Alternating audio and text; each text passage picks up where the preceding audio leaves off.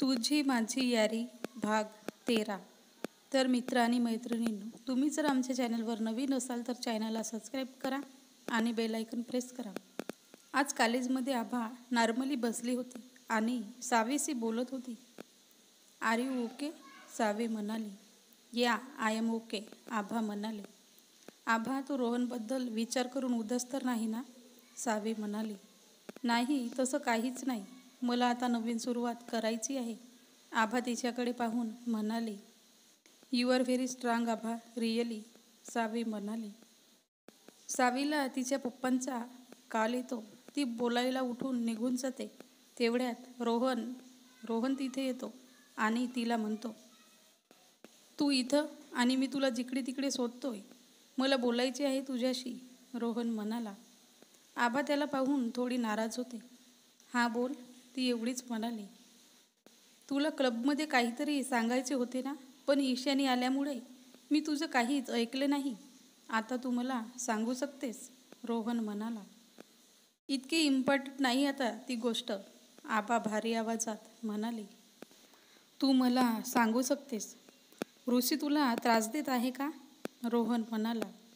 ऋषी रोहनच्या मागेच होता. तो ऐकतो आणि सरळ आबाजवळ येऊन बसतो. मी तुला त्रास देत आहे का? ऋषीला अचानक पाहून आभा स्तब्ध होते. तू माझ्या जवळ का बसला? जा तिकडे, आभा त्याला म्हणाले. तू काही विसरत आहेस आभा? मग तो रोहनकडे इशारा करतो. आभाला कळते की त्या दोघांत काय डील झाली होती.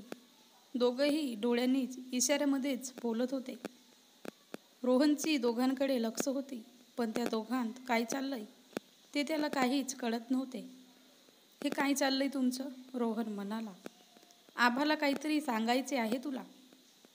सांग ना आभा, तू अशी गप्प का? ऋषी म्हणाला. आभा खूपच घाबरली होती. हा एक नंबरचा चीटर निघाला. ह्याने तर मला प्रॉमिस केलं होतं रोहनला काहीच न सांगण्याचा. हे देवा, हा माझ्या मागच्या जन्माचा दुश्मन तर नाही? माझा पिच्छा नाही सोडणार हा. बदला घेऊनच टाकेल हा माझ्यासोबत, ती मनातच बोलते. रोहन, आभाला तुझ्याकडून म्युझिक शिकायची नाही हेच सांगायचे होते ना आभा तुला? Am I right? ऋषी आभाकडे पाहून म्हणाला. ऋषी म्हणाले, ते खरं आहे, ती फेक हसत म्हणाली. पण का? रोहन म्हणाला. ते मला आभा बोलतच होती की ऋषी मधातच बोलतो. कारण आभाला माझ्याकडून म्युझिक शिकायचे आहे. हो ना आभा? तो आभाकडे पाहत बोलतो. मी आता ऋषीकडून म्युझिक शिकेन, आभा म्हणाली. ठीक आहे, तुझी इच्छा, रोहन म्हणाला. चल, वेळ झाली म्युझिक क्लासची. ऋषी आभाचा हात पकडून तिला म्हणतो. ते जातात आणि रोहन त्यांच्या पाठमोऱ्या आकृतीकडे पाहत राहतो. ऋषी आणि आभा म्युझिक रूममध्ये येतात. त्या रूममध्ये येताबरोबर आभा आपला हात झटकून ऋषीला बोलते.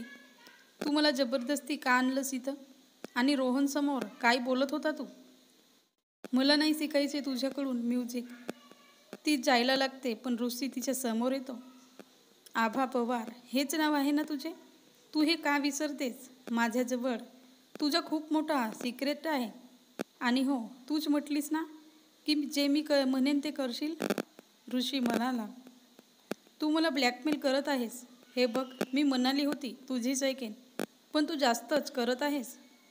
मी करते रोहनवर प्रेम, पण मी त्याला ह्याचसाठी सांगत नाही ज्यामुळे त्याची आणि माझी मैत्री तुटेल.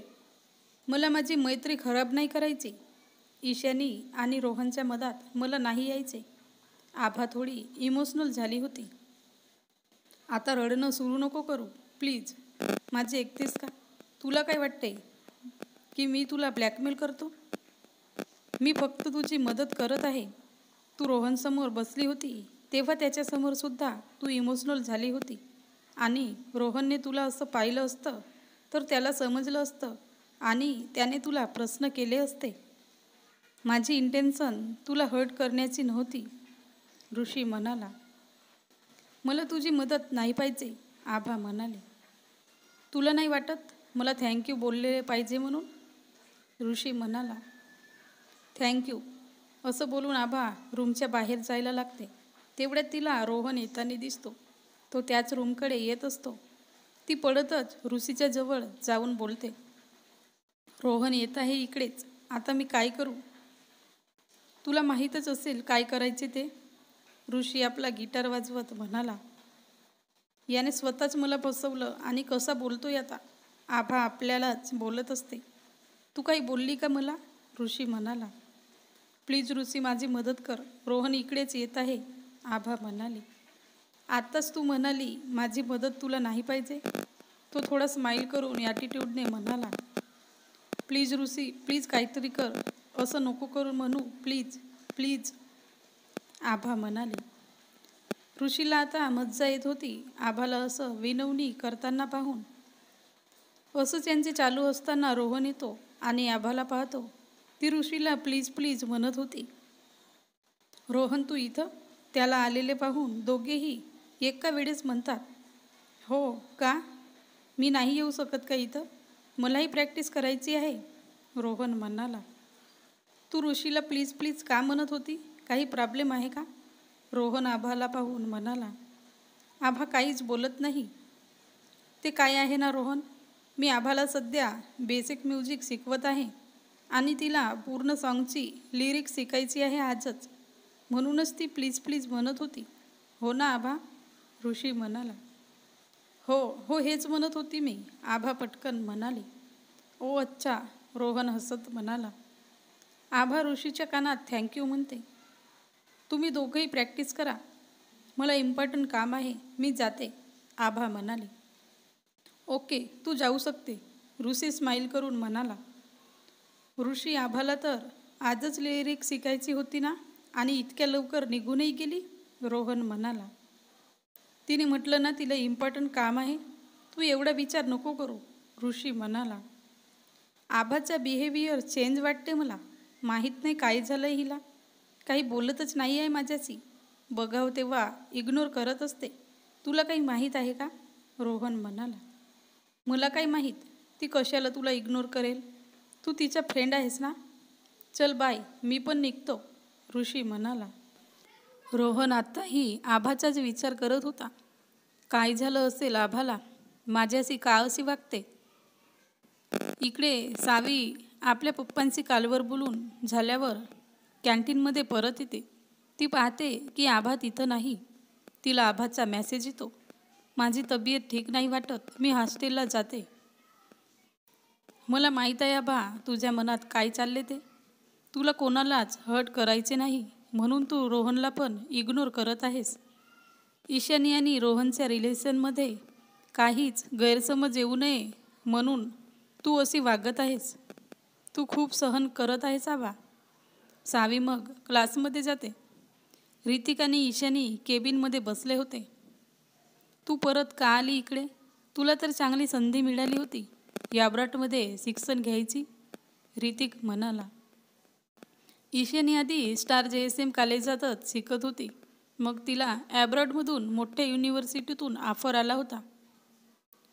मला असं वाटायचं काहीतरी कमी आहे माझ्या लाईफमध्ये, असेच वाटत होते मला, खालीपणा वाटत होते. रोहनसोबत मी व्हिडिओ कॉलवर बोलत तर होती, पण जेव्हा रोहनने मला आभाच्याबद्दल सांगितले मी घाबरली होती. आभा मला माझ्या रोहनपासून हिरावून घेईल.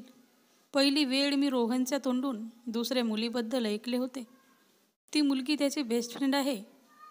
तो मला आभाबद्दल सर्व गोष्टी सांगायचा. माझ्यासोबत तो तिच्याचबद्दल बोलत असायचा.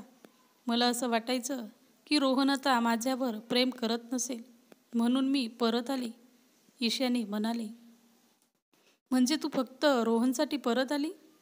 हे बघ ईशानी, ते बेस्ट फ्रेंड आहेत यावर माझी शंका नाही, पण रोहनचे प्रेम फक्त तुझ्यावर आहे, ऋतिक म्हणाला. आभा तर फक्त ऋषीची आहे, तो मनात बोलतो आणि स्माईल करतो. मला आधी असं वाटायचं, पण आता असं काहीच नाही. रोहन फक्त माझा आहे.